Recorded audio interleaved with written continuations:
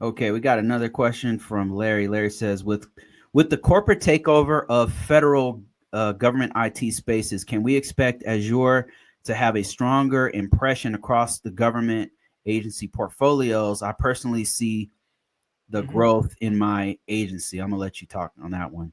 Yeah, and I Azure. think what we talked about, and that's what I see a lot when talking to DoD is everybody's doing Active Directory in the Fed. I mean, everybody was running Windows. We had Linux, but the base when you talk about SharePoint, all of that was Microsoft. So that's an easy lift and shift to Azure. And shout out to Azure, they got all the federal compliances. They got all the check boxes. So that's why I think Azure is going to end up passing AWS in the future.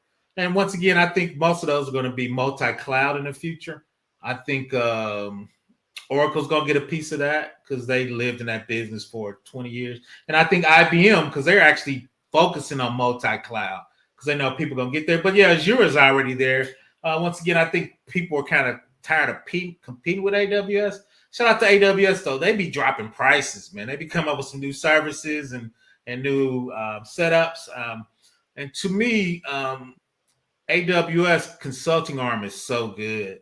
So anything you want to done, they already done. They done it at a bigger client, and they working with global clients too. So they do some novel approaches I think can help because the Fed government is big, you know.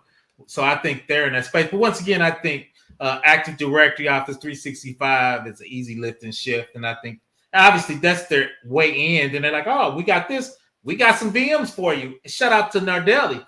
Him and Gates almost got in a fist fight with Bomber. He was pushing Linux. Bomber and Bill Gates hated that, but you like you put me in charge. He's from India. Them dudes was rolling with Linux, so shout out to him. Their Linux is strong on Azure. They got a Wow. nice Linux pack, and they Bomber was mad because he was actually pushing that more than Windows because he was smart enough to know my corporate client's gonna come with Windows. I need to get the developers, so he was really pushing Linux and Azure. Right, right, right.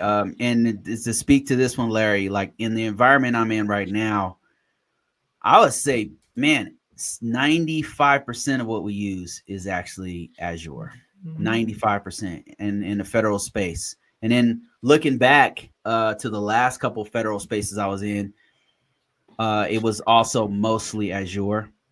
And and it's because of Active Directory. Active Mm-hmm. Directory and their suite, their Office suite is nice. It's nice. With Teams too, they dominate that team. So all that's Teams, connected, man. You can't Teams is have a meeting fire. without Teams. Yeah, yeah, And yeah. two, Teams is it's good. It's and good. I send you the list of the 25 Yeah, products you you did. get. So once again, I'm using those to kind of do no code and do a GRC kind of no code thing because I think we need to upscale out of spreadsheets. But yeah, and two is that's my next level of labbing is using Active Directory connectors inside AWS, connected actually through AWS and get your tickets out of AFDS from the cloud, right? So when you log that authenticate, you get your tickets, and you go right into AWS, use their single sign-on, and use your permissions from Active Directory because you don't want to duplicate that technology, right? So I think a lot of bigger companies are doing that. So what does that look like in real life, right? Because you want to use Active Directory, and it's for authenticating people and give you authorization.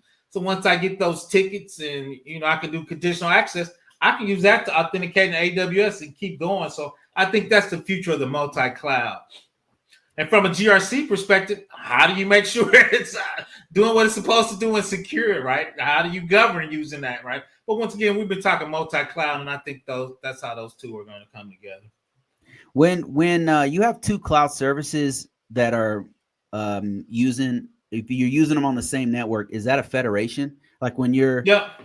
is that okay? All right. I just want That's to what I mean with clarify. the tickets. When you log in the Right. Active Directory, it's going to give you those tickets. Then you get federation, meaning you get access to your AWS, right? Multi cloud. So, what would that look like in real life? Got you. Because Got you. everybody's running Active Directory. So, I don't want to make them log in again. I need to make those work seamlessly together. Because I don't want you Yeah. to say, set up your same groups, then you got to reset it up in AWS.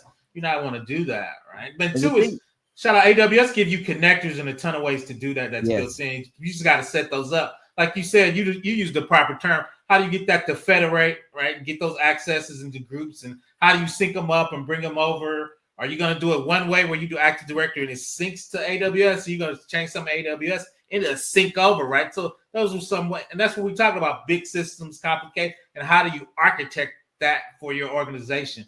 FedRAMP, government, priv, commercial, or small company. How do you make that work and be seamless?